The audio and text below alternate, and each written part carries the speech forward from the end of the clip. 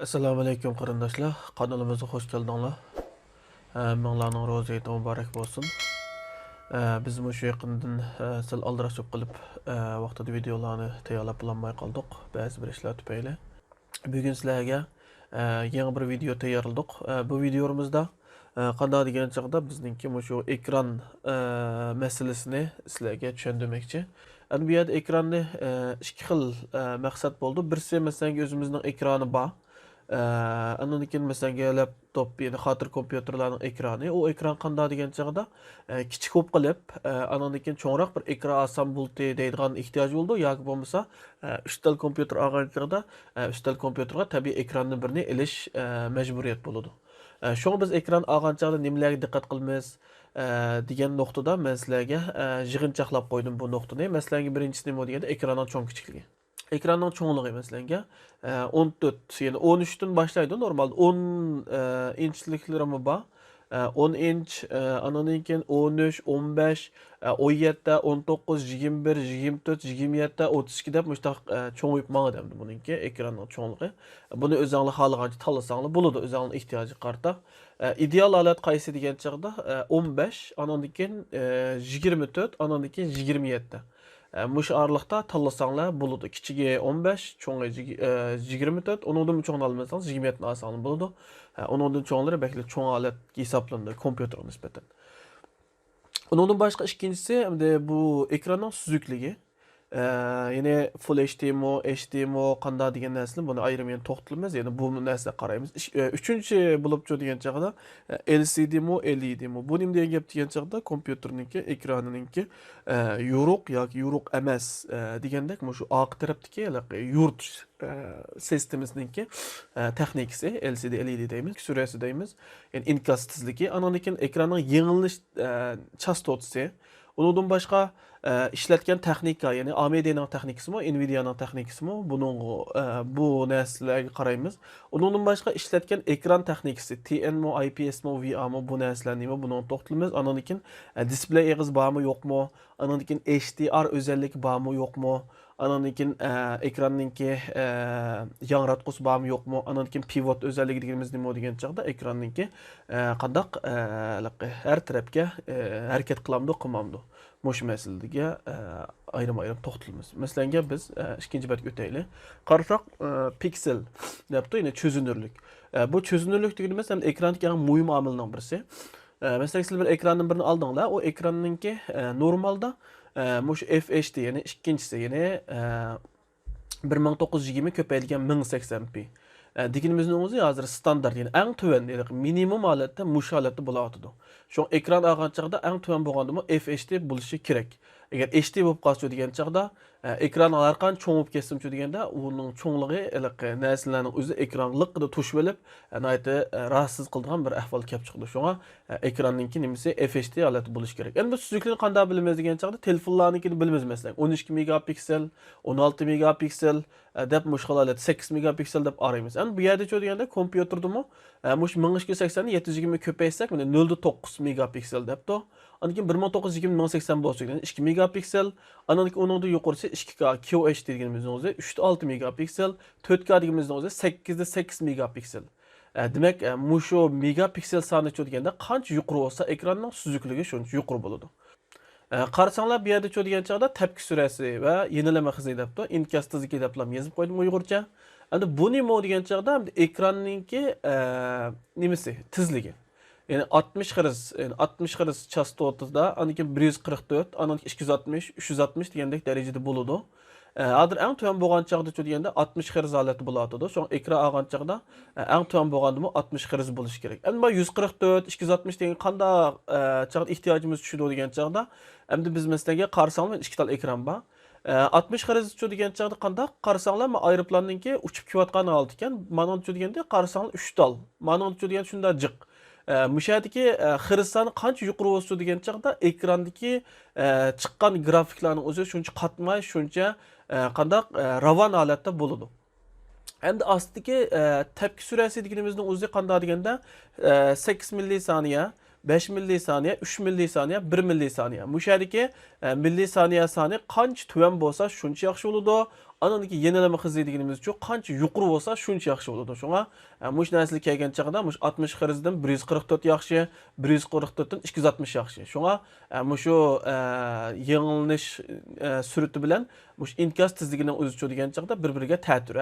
Ma'ni o'zi qancha yuqorilab mangan chiqqanda shuncha yaxshi bo'ladi ekan, astiki deganda shuncha tuvallab mangancha ekran shuncha ilg'or bo'ldi. Endi yana bir temaga o'taylik. Bu temada degan chaqda tizlik texnikasi. Hozir dedik, masalan 144 dedik, 60 dedik. Endi bu narsalarningki ekran bunda tiz bo'lgangilam qanday degan chaqda buni ishlatgan texnikasi qaysi? Buni qaraymiz. Masalan, Nvidia'ning degan chaqda G-Sync deydigan bir texnikasi bor. AMD'ning deganda FreeSync deydigan texnikasi bor. Endi bu texnikalar degan chaqda ekran olgan chaqda ekranda ko'pincha AMD FreeSync texnology mush iqtidor ko'pincha ekranlarda bo'ladi.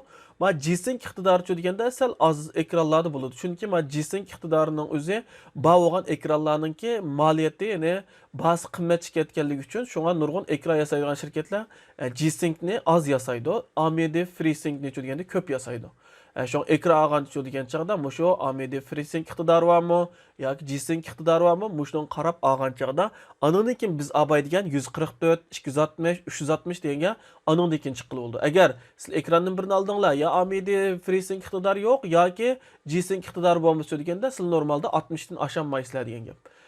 Chastotida. Xo'sh, endi yana bir batga o'taylik. Endi bu yerda degan chaqda ekranning yasalish texnikasi qaysi degan chaqda qarasang IPS, TN, VA. Hozir ko'pincha mush 3 xil holati bo'ladi. Endi bu 3 xil holat nima tushuntirdi degan chaqda bu 3 xil holat ekranningki nima degan chaqda ekranning tizligi, anadagi rangninki nima deymiz, rangning jalliqmi yoki susmi degandek har tarafdagi ta'sir ko'rsatadi. Masalan, TN ni qarasanglar, men inglizcha bir tablodan bir turibdi. Qarasanglar TN deganimiz qanday ekan? Pulliq qarasanglar azon. Azon, ha? Andan keyin deganda buningki tiz, yengilish surati deganda tiz, andan keyin degan chaqda ko'rinish unumi meni odatdagidek. Andan keyin kontrastmi tuvan. Endi bu qanday nimalarga mos keladi degan chaqda o'yin tipiga bakroq mos keladi. Andan keyin IPS deganimiz deganda IPS ning puli qimmat chiqadi. Endi buniki deganda yengilish surati ma'vu TN ga qaraganda uncha tizib ketmaydi. Andan keyin ma'vu rang unum jihati degan chaqda bak yaxshi chiqadi. IPS ning shunday qiniq ranglari bir xil ichidan jalliq chiqadi. Andan keyin kontrastmi deganda kontrast normal. Andan keyin bu nimaga mos keladi deganda video edit, ya'ni mushu film kirishtirish, rasm kirishtirish, mush grafik ishlarga bakroq mos keladi. Andan keyin ma uchinchisi nima deganda VA. Bu VA deganimizdan puli deganda normal chiqadi. Buniki bu yengilish surati astaroq bo'ladi. Andan keyin ya'ni ko'rinish unumi deganda normal, andan keyin kontrast bak yuqori bo'ldi. Bu deganda asosliq kino ko'radigan ma'nodagi ishlarga bakroq mos keldi. Xo'sh, uni baraqur tushungan bo'ldik. Endi ostida bir tal torbat adres qo'yib qo'ydim. Siz bu torbat adresdan foydalanib o'zingizning ekraniningki qancha xiris holatda nima qila oladiganligini, yengilay oladiganligini buningdan ko'rib olsangiz bo'ldi. Test UFO'dan ko'rib olsangiz bo'ladi. Andan keyin yana bir batga o'taylik. Bu batda nima degan chaqda endi bu yerda nimaninki ekranninki chiqish eg'izlaridan ozroq so'zlab bermoqchi. Qarasanglar DP debdi. DP deganimiz nima degani? Display port, ha. İkincisi deganda HDMI, üçüncüsü deganda DVI, dördüncüsü VGA. Endi bu chiqish eg'izlarininki bir-birlan bo'g'a alayli qanday degan chaqda hozir eng yangi texnikasi qaysi degan chaqda display. Endi sizlar ashuningdek 144 260 yuqori chastotida ashda unum olmoqchi bo'lsanglar, chuqur mush display portni ishlatishingiz kerak. Endi HDMI ning alayligi deganda HDMI ning alayligi ma'nodagi tiz bo'lib ketmas, ammo uzun musofaga masalan 10 metr, 20 metr, 40-50 metr degandek uzun musofalik anadagi ekran qo'ydigan bo'lib qolsa HDMI ni ishlatsangiz bo'ladi. Ammo VGA, DVA deganlar endi bu sal ko'proq texnikalik eg'izlar. Bu VGA, DVA deganimizda ham hozir asosan ham ekranlarda bor, bu konu texnikalar bo'lib hisoblandi. Shunsiz ekranda display port bormi, yo'qmi? HDMI eg'iz bormi, yo'qmi? Mushuk narsa qarasangiz bo'ldi. Endi oxiridagi yana birisi qaysi deganda HDR alayligi. Bu HDR alayligi nima degan chog'da qarasanglar bu yerda ekranni o'tirdim bo'lib qo'yapti ikkiga. Ya'ni HDR o'zalligi, ya'ni HDR alayligi bo'lib qolsa deganda ranglar texmi jonliq, texmi go'zal holati chiqadi. Agar HDR alaylik bo'lmay qolib qolsa degan chog'da rangni unchola HDR alaylik bo'lmay qolsa degan chog'da rangni unchola yaxshi ko'rsatilmaydi. Şuna muşu ağan ekran alınınki HDR nimesi alayligi bormi yo'qmi? Muşuna diqqat qilsanglar bo'ladi. Ondan başqa oxirdagi bir alaylik nima bo'lganda pivot alayligi. Bu pivot alayligi qanday degan chaqda ekranni yuqori yoki tuvan qilish, o'ngga yoki so'lga burash, usti va ostiga burash, anondan keyin degan chaqda tik yoki bo'lmasa deganda yanto holatda harakat qilish iqtidorini deganda biz pivot iqtidori deymiz. Xo'sh, unda bo'lsa bugun sizlarga shu ekranning alayligini tunishtirib o'tgan bo'ldik. Yana ekranga munosabatli savollaringiz bo'lib qolsa, videoning ostida inkas shaklida so'rsangiz bo'ladi. Har zaman qo'limizdan kelishicha yordamchi bo'lishga tirishamiz. Bu videoning sizlarga ozdir ko'pdir foydasi tekkan bo'lsa, bundan mamnun bo'lamiz. Kanalimizga obuna bo'lishni unutmanglar. Kelarki videolarimizni ko'rishaylik. Hammanglarga Allohga omonat.